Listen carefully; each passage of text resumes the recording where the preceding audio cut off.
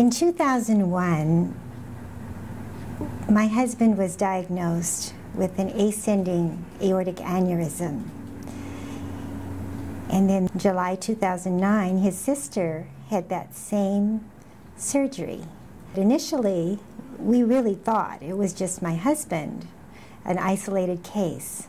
But we now know that there are other members of the family, blood relatives, with the same disease, affecting them somewhat differently. But the good news is we know what to watch out for. We know how to be proactive.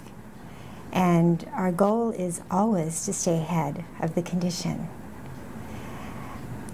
So in 2001, I had never heard that you could have an aneurysm in your chest. So my first thoughts were, what is this? Is there anything that can be done for it? Who can help us? And where are they? Where's help? The internet was out there. So I turned to that and I just started searching. Our local medical community was not equipped. It was just an accident that it was ever even found. And just very tiny threads of information that I was able to put together. And that led me to make a list of about maybe 6 centers in this country that would do surgery on the thoracic aorta. I did check out a couple of places here in Southern California. The first one, just a phone call. The second one, we actually made an appointment. We were asked to gather all the medical records together and bring them along with the scan that had been done that showed the aneurysm. So we did that, and just on our own, without any referrals from our local doctors. And we were both very nervous. Nervous, first of all, because there's an aneurysm in his chest. Nervous, second of all, because we knew he had high blood pressure and no one had prescribed any medication for it. That blood pressure finding was at the same time the aneurysm was found. Historically, we didn't think he had a blood pressure issue. So he had a bulging weak aorta, high blood pressure, and where could we find help? And we went on to have that consultation with Dr. Raissi, and that was the beginning of just really hope, first of all, and then very successful treatment of that aneurysm. Many times that we see patients with aortic disease, they come quite frightened with many questions that are unanswered.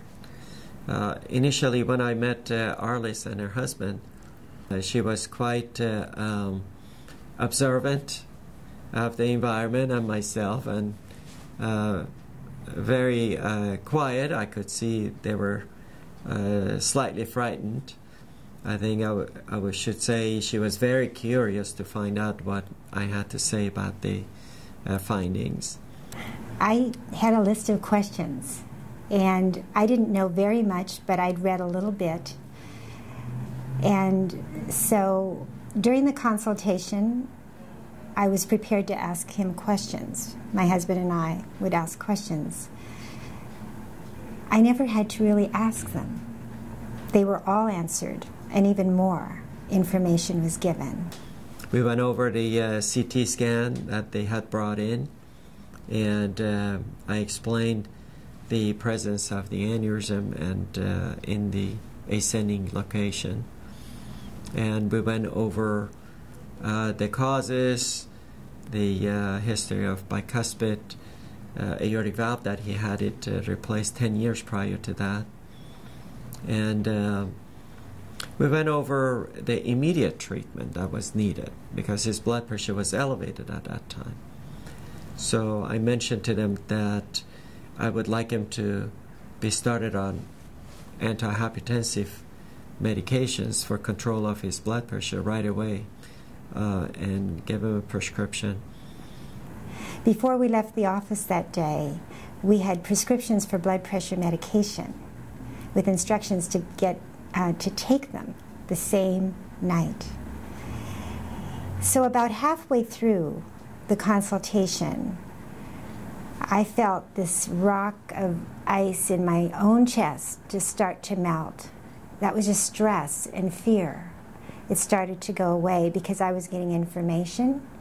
It made sense to me.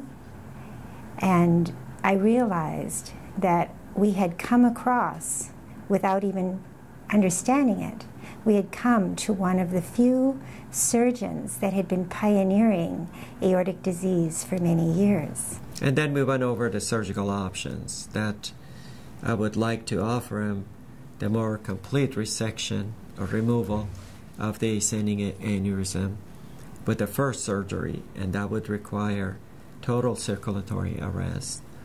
And it is a root redo operation, so it would be slightly more involved in terms of scar and adhesions.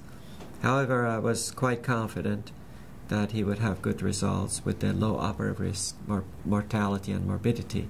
I remember she had a long list of questions, and as I was explaining everything, she was going through her list, and really toward the end of the session she didn't ask too many questions at all, and I could see that they were satisfied that they had most of their questions answered, and the treatment plan was sensible to them, and they were quite agreeable to proceed with surgery.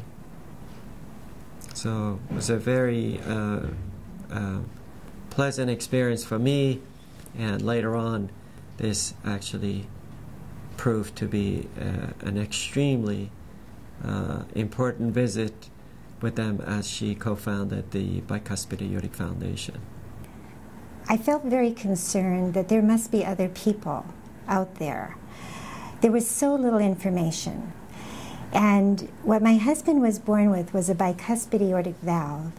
It's estimated that 2 out of every 100 people, 2% of the population, are born with that.